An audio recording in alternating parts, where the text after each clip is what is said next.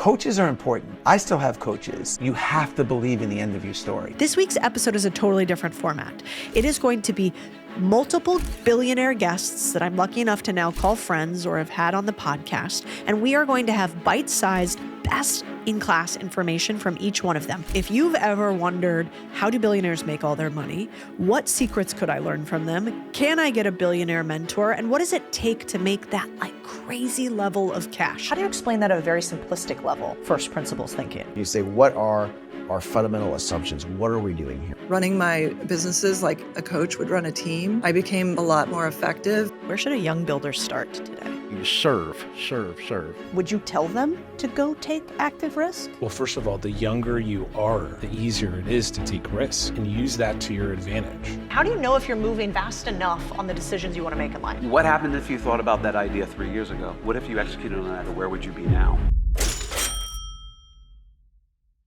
Welcome back to the Big Deal podcast. I'm Codie Sanchez. This week is for you. Only the most tactical, most specific stories so that you can learn from these billionaires too, and you can steal my billionaire mentors. Next week, back to regularly scheduled programming with the fastest growing AI startup CEO out there. I'm going to save who it is. You guys could try to guess. But that episode is also amazing. And it turns out it's the next 2 weeks is only Billy's. So we're going to make a lot of money these next 2 weeks on the Big Deal podcast. Let's get into it.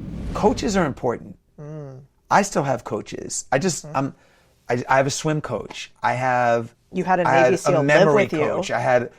Because I wanted to get better at memorizing names. I wasn't great when I met people at remembering their names. So I brought a coach in to help me with that. I've had sales coaches. I've had coaches in so many areas of my life because I'm not great at everything. I want to go to people that are amazing at what they do.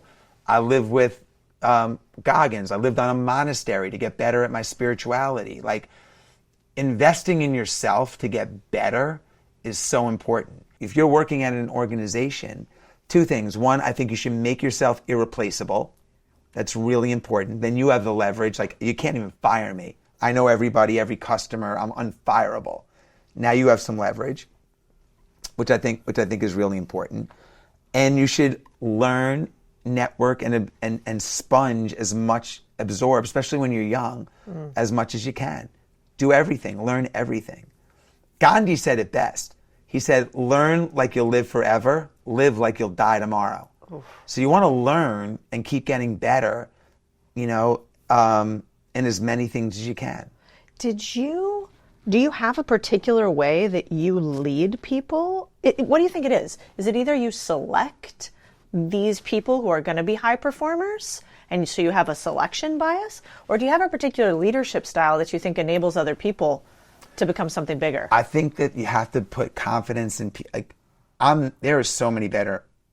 I honestly, Codie, I'm back of the pack entrepreneur. I really am. There's so many amazing entrepreneurs. I don't even put myself. That's not my strong suit. It's not. Interesting. It's not. I've had wins. I've had great partners. I've had good ideas. Right time, right place. A lot of things happened, but there's so many. I still go to so many entrepreneurs for advice, but I am good at giving people confidence and belief, and that's really important because if you have to believe in the end of your story. I think people have beat up this idea quite a bit, but first principles thinking, obviously categorized or created by Peter Thiel, but then you talk about a lot to this day, this idea of getting back to base level. How do you explain that at a very simplistic level, first principles thinking? Yeah, and Bridgewater, by the way, was all about this as well, which is a very interesting hedge fund, right? It's the biggest hedge fund in the world. But it's really important. You've seen this in lots of areas where you go back and you say, what are our fundamental assumptions? What are we doing here? Why? What is our firm the best at? Why is there an opportunity here? What are we gonna what's our core capabilities, right? These are really philosophical questions as well as how do you break down the frameworks for who you are, and then say, okay, given these are our core capabilities, what are the juxtaposed areas? What are the areries next to it that we can go into that are similar? And it's a really good exercise to keep coming back to because it reminds you of things. This is why building a deck is really good for an entrepreneur, even if it's a small business, is you want to put together, here's 10 pages on who I am, what I'm doing, what the goals are, why it's going to be successful.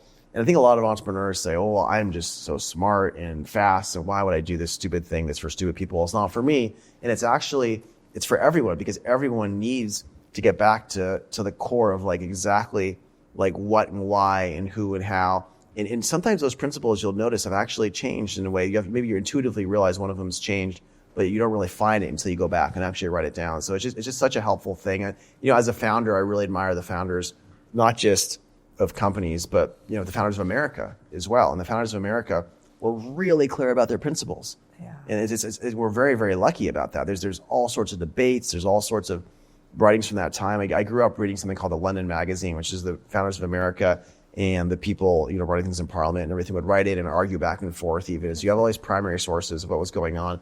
And it was the Enlightenment kind of just happened over the last 100 years. And it was really a time where people were really focused on principles in society and what's correct. And so it was a great intellectual breeding ground for founding something like America. But I find founders in general who are the best are similar to the American founders, like really debate these things and really come back to them. And that it kind of refreshes and renews what you're doing. Yeah, it also seems like you have to repeat yourself very, very often as a founder. And so you do, because you need to make sure people understand the vision of what's going on. I remember early on at Palantir, we'd walk around and talk to a bunch of the engineers helping me recruit, and what's the mission to you in your words? Why are you excited about it in your words? When you're talking to your smartest friends, and we're going to go over to Stanford or MIT or wherever else we're going to go and recruit, like tell me as if I'm one of them. Let's talk about, let's practice. And it's helpful. You got to do that. I think it comes from really how I was raised. I mean, on a farm, you are raised in that situation. You don't have any guarantees, and you figure it out, and you work hard until it's done. And I think just that tenacity really saw me through a lot. And, certainly building a career from Wall Street now into the cabinet, from rural America, I think that just really taught me to dig in, keep going, keep learning, and keep the curiosity about how things work, and keep asking questions, and never accept the first no. Yeah, you seem like when we were talking kind of behind the scenes, you're like, I like it. I want to be in there. I want to be like making a difference. And I was like, wasn't it scary to run for Senate? That sounds horrifying. You were like, no, put me in, coach. So you got a little of that inner psychopath. I'm into that. Yeah. What about, so you owned an MBA, a WNBA team, which seems incredibly hard in just every aspect, not as much funding, lower ticket sales, and then there was inner turmoil in the WNBA. What was the hardest moment for you running that business? Well, I think the biggest decision came when my business partner and I, we were 50-50 owners, but before that, we were minority owners. And there came a point where the majority owner decided to sell. And we had to look at each other and say, do we want to step up and be 50-50 owners? And I was running a big part of our publicly traded company at the time, and I had to have confidence in the team that we brought on to really run that business day to day, and also the funding. I mean, it was, it's not an inexpensive endeavor to sink money into that every single year. Was it public how much that was? No, but it's a couple million, and it was, we'd hoped to be able to get it to break even, but to the point, back then the bigger decision was to say, is this a go or no go? And I believe that when life opens a door for you, and to walk through it, and that life had opened a door for me as a professional sports team owner. And walking away at that time didn't seem like a good option. And I'm really glad we walked through it. We owned the team for a decade. And it was very grassroots. In fact, I was working with a reporter one time and pitching a story. I mean, I was, making sure that we got the visibility. I had this vision because of what I'd seen living in Chicago during the Bulls run in the 90s. And I thought, my goodness, I see what sports do for a community. They really bring it together. And I think Atlanta could be a great sports town. And so we invested on that basis to not have this as a hobby, but to make this a business and a great community contribution. And we were so glad that we walked through that door and did that for a decade for our fans, for our community, to elevate the sport. And it turned out to be such a good, I learned so much being a sports team owner that applied to business. Because in business, sometimes you can kick the can on a problem. In sports, you can't do that. Why? Everybody's just yelling at you all the Well, because in sports, the scoreboard shows the results every single day. The ticket sales show the results every single day. The coaching shows the results. And so you have to make those decisions game time. And so I started doing that in business, running my businesses like a coach would run a team. And I became a lot more effective, decisive, and not afraid about what decisions were around the next corner. It just really emboldened me to make those decisions and keep going. Where should a young builder start today? Well, I mean, the first thing that, and I just talked to our team about it this morning in a staff meeting, reminding them yet again, one of our core values here is if you help enough people, you don't have to worry about money. So too many times when we start something, we are enamored with our own idea, our own ability, and the idea is the thing rather than the customer. And what I want to do is I want the person that is not inside the building to be blessed, to be changed, to be served, to have their mind blown. The people inside the building all get their mind blown. Not so much. Not so much. You know, that doesn't do anything. What happens is when all those people out there all over the world, I get the opportunity to help one of them with their budget. I get the opportunity to help one of them with their marriage. I get to help one of them with their spiritual walk. I get to help one of them with their small business. When they, you know, and so we don't build anything for us. We build everything for them. And when you first start, that's not natural. That's paradoxical because you're kind of into what you're doing and you're like, oh, I'm kind of good at this and this is kind of cool. And it was for me anyway. And so when I did the first cassette tapes or VHS tapes, you know, I was like, wow, look at that guy. He's funny and he's good. And it kind of started coming to me, no one cares except your mama and your wife. And they also don't. And they don't care that much. You know, so, you know, it's like, but that, I think that's a thing. You serve. And if you can find a way to make other people's life better and let them be the hero in the story, as my friend Donald Miller says. You have to be the hero. You can be the guide. And, you know, that kind of stuff, it just makes you have a good quality life and you've got a good philosophical, spiritual underpinning to your business then that you can, okay, we're about service. We're about service. And when you interact with an organization, a business that is about themselves, you feel the take rather than the give. And when you interact with a company that is all about service, you come away with your mind blown because they're fairly rare. How did you get comfortable with risk, or how do you think about risk, especially for young people who maybe haven't had a chance to take it yet? And would you tell them to go take active risk? Well, first of all, the younger you are, the easier it is to take risk, right? And use that to your advantage. I started my first company when I was 17. And I was in college I was just entering college. And I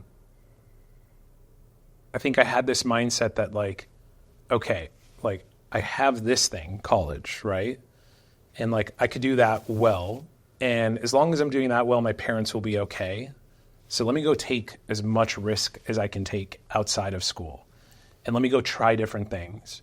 And I didn't have kids. I didn't have to, I was working and paying some of my own bills at the time, but I had, my parents were supporting me. And I used that as an excuse to take more risk. And I think the older you get, the harder it is to take risk.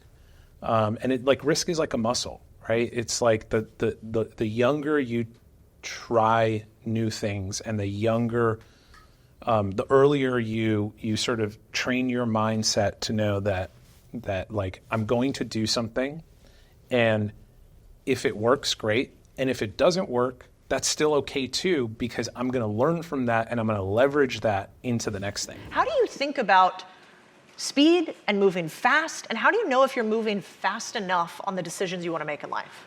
Well, first I want to say, not a dream crusher. I just want to hold you accountable to your best self, right? Like you definitely had all the ingredients as somebody I would want to bet on. And your dreams, your ideas were much bigger than that. You weren't thinking bigger. I told you at the time, I said, the money is easy. It's having an idea that you can execute on. There's tons of money. There's tons of rich guys that don't want to work. They just want to invest in somebody and make a good return. The question is, how do we find these executors? And when we find them, they dump cash into them and they go golfing or flying or doing whatever they want to do. And so I wanted you to think big because it wouldn't be hard for you to raise money, right? Like after you went around, you were like trying to cram me down because these other guys want to come in and this guy wants to come in. I'm like, no, that guy can't get in, right? That's what happened. What happened if you thought about that idea 3 years ago? What if you executed on that, a little bit faster? What if you, thought a little bit bigger and moved a little bit faster? Where would you be now? How big would this conference be? How many people would be knocking down your door to figure out how you did it? And so, we're human beings, we're not institutions, we don't live that long. And there's periods in our life, and I just think that life in itself is urgent and important, and your dreams are important. And that advantage of action, speed implies action. You're not just speed running around in a circle, you're moving towards your dreams. And so it's almost taking yourself serious and your dreams seriously by executing. What else should you be doing, right, according to your values? And so I think it's very important. And it's, my willingness to take risk and my ability or my willingness to move quickly towards my goals are the only advantages I have. I was just looking, and it looks like more than 50% of you are not subscribed to the Big Deal podcast. When you subscribe, first of all, it means we get to bring you bigger and better guests. It's also the number one way you can support this podcast. If you liked it today, subscribe on whatever channel that you're listening to. And I want to tell you something firsthand. You become whatever you allow into your attention span. And what I hope you feel from us every single day is that I value your attention and your time more than anything else. I promise to only bring you things that are going to make you more money. They're going to make you more motivated to make your life better. So give me a little solid here. Subscribe to the channel. This is how we grow. Also, leave me a review on what you want better and who you want on. I promise you we'll do it.